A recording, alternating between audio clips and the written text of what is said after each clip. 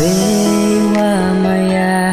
kendi teliki benai pun poyangan Hajro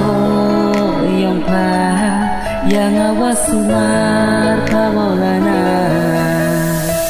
Aku dikujing uslap kasihan poye yale Nei benta yang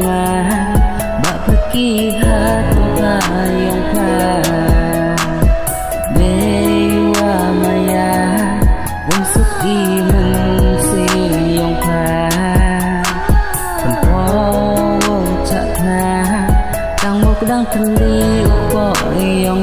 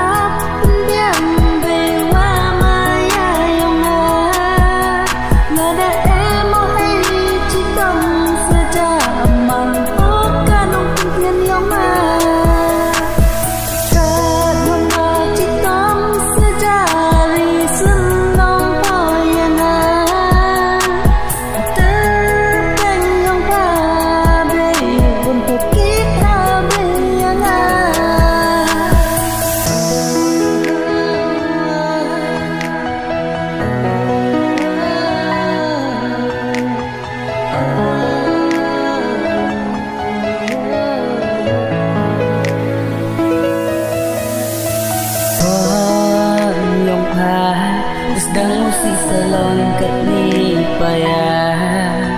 Ki kenting musnen kabe upah Dalam deru daki nanga Pasnen kabe upah Sepai warok jenjar kipliana Kon watang musnen yong pa Tomok saci senabe yana Pularo manong percan yang pa Luki keme kwa olai